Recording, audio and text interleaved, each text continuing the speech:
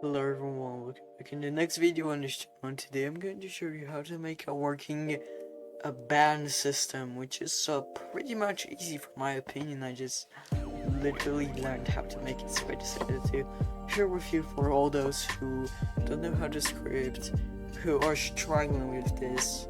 So definitely, first we're going to have to do is definitely going to have to publish your game to Roblox, or else this whole system wouldn't. So you go to publish your Roblox, so you're just going to make publish here. You're going to call it however you want. You can select the creator. Of course, I have here my groups, and here's me. We're going to select the creator of me. We're going to say tutorial video band system or something. I hope this band. So we're going to just check off team create. And you can design it however you want. Just make sure you have your game uploaded. You can make it in a published game already. So that doesn't matter, I guess. Or now we're just going to have press create. Here I'm just going to that will publish just to make sure it works. So next up we're going to do, before we head over to scripting and making the whole thing, we're going to have to go to studio settings. I mean, no, it's game settings. Then you hover to security, and then you check enable studio to API services, and then you press here. So it can access data stores because we're going to need data stores here. Later find out why. So we're going to make new replicated storage a folder. I'm going to call it events. You don't even have to have it in a folder, but I'm going to make it in a folder so it can look much cleaner instead of replicated storage. I'm going to make two events called bun and umba. And we're going to make a script. No. Guys, I'm sorry for messing up. I just don't have any plan for making this. I'm going to make a screen UI. You need to have one name and keep it like forever. So we're going to call it admin panel or something like that. Check reset this pound so it is off, and turn on ignore UI insets. So the screen insets goes device save insets. You can change the display order to 1000 or something, whatever. That doesn't matter for me right now. In here I'm going to use an offset scope plugin. Now I know you will have a problem to how much plugins I have. This is literally a lot, which I'm sorry for. We're going to make a small even button. That doesn't even matter how big it is or whatever. I don't know what I'm even saying already. We're going to call it mainframe or something. And here by the colors, you can change the colors. I'm just going to set it to how we can put it, let's say 5 to 5. Going to make it a little bit bigger, just like that. You can add some UI corners. I want to add UI corners since I have a bug. I'll show you what this is the bug. So let's say UI corner, let's say like 90 or something. This is how it looks. I'm just going to down check, and you see it changes. And on the next click, it again changes. Next click, it again changes. Next click, it changes, and it eventually destroys. So this is the bug I have, so I want to use your corners. You can do, if you don't have like bugs with it, you can of course use it. You can customize it however you want. I'm going to make a text label.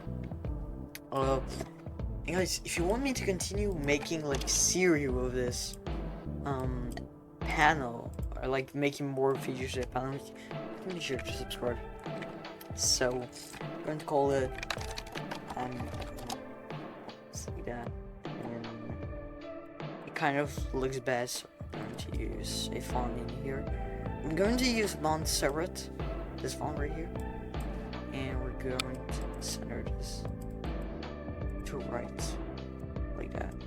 And I know you might not have this font, so to get that font, you go to the toolbox and the fonts menu right here. You should find it right. It's right here. So yeah. Next up, we're going to do is we're going to make text boxes. Make sure to offset scale all of it. Actually, you don't even have to have a plugin that have this. I'm just checking out my test device. That's correct. So, guys, next up we're going to do is we're going to make first box will be for name. We're going to call it band name. So, when you make more features to admin panel, will be obviously this is name for the band name. Okay. Then we're going to make the name for the band reason. We could say band reason, but I'm not going to do band reason. Hold on, guys. Okay, guys. So I decided that we're not going to be making the reason. You can make reason, of course. I'm going to make band ID. This will be for user ID.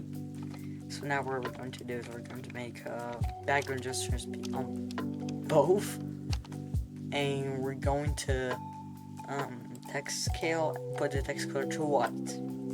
So now we're going to unselect both on band name of user you wanna ban. I'm sorry if you hear my keyboard too. And then user ID user wanna unban. So guys, I'm going to tell you later why is it here it says user ID of the user you wanna unban, and here name of user you wanna ban. So we're just going to set this to Montserrat real quick, and we're going to make buttons. Okay, and the buttons, some easy buttons right here. Love it. Here we're going to call this ban, or ban. Here on I type in Uban. Oh my god. Like when you make a mistake, you just need to keep it, I think. So now we're going to make the buttons that will be like responsible, like scripts responsible for the banning and unbanning here inside the GUI. So you open the ban. I mean, you press on the plus, and then you select local script, and then you go on script. That's what I want to click.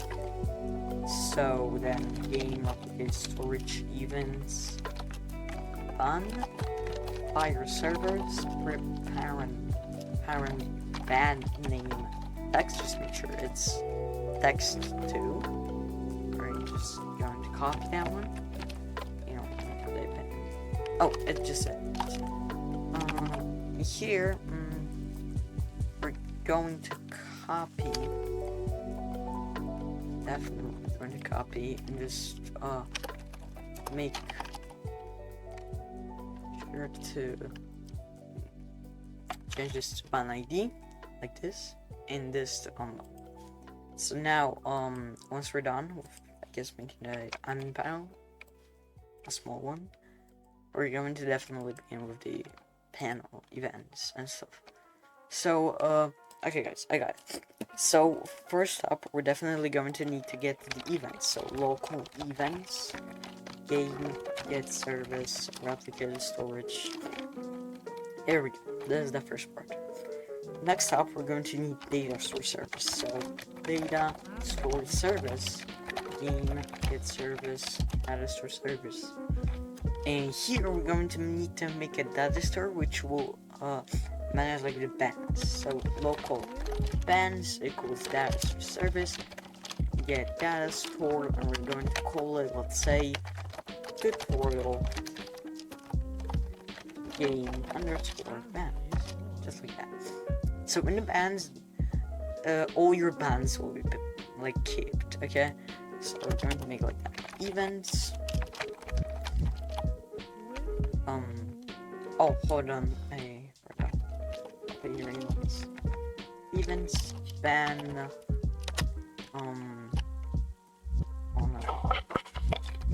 On server event connect function. Then this should appear. So here,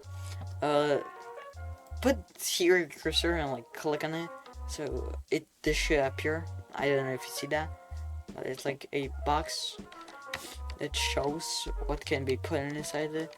So put in player and username. Here, local target, game players. I'm first child. Type in username instead of play. So it finds the username we typed in the username box inside the admin panel. So it finds the user. So if not target, then return end. So if if target isn't found, then it just returns you the end function, the end of the script. Here, target kick.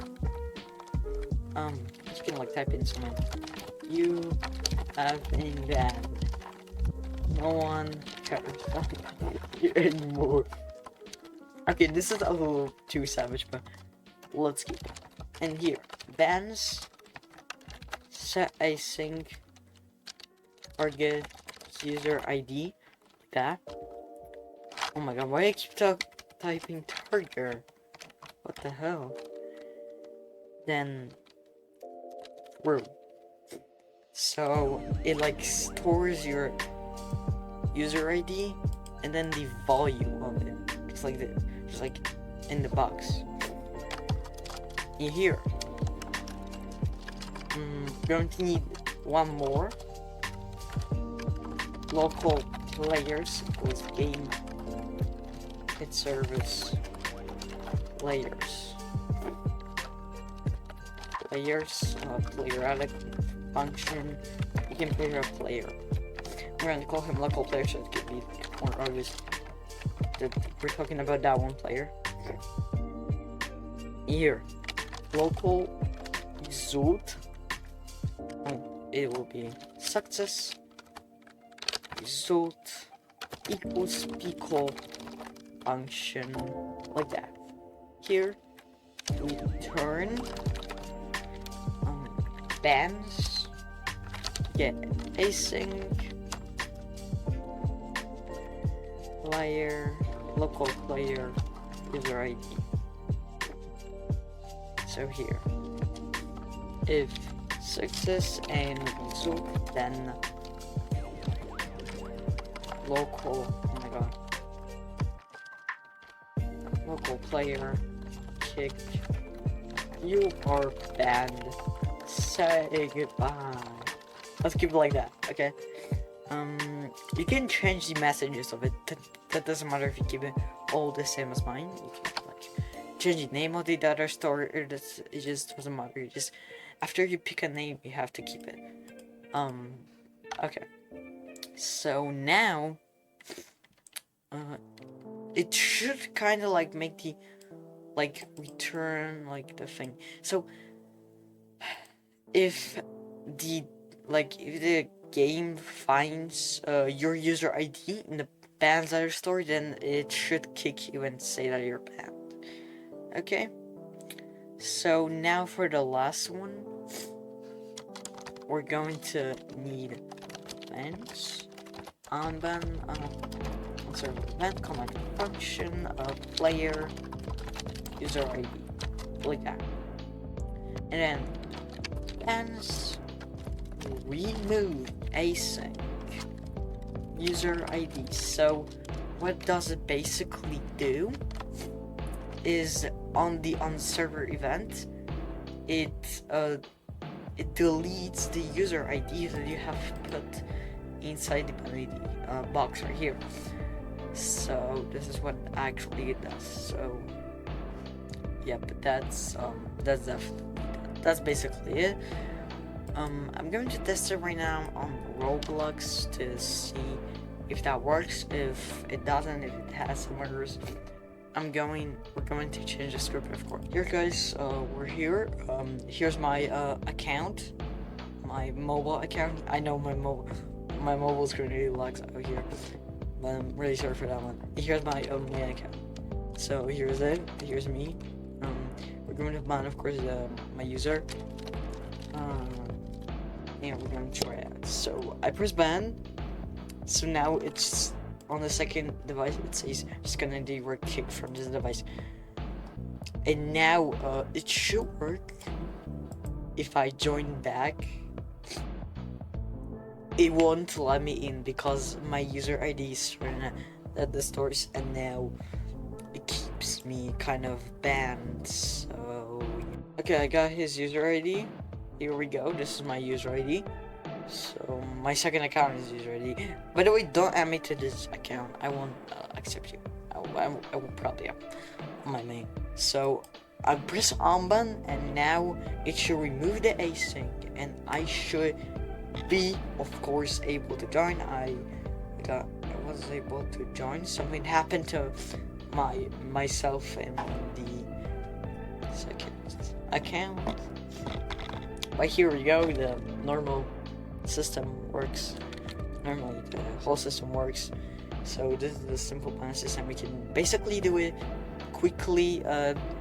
It of course took me 500 million hours because I didn't know how to make a bad system. But now it's really simple. That's really simple to make. So yeah, that's basically it. Thank you for watching, everyone. Goodbye and see you soon.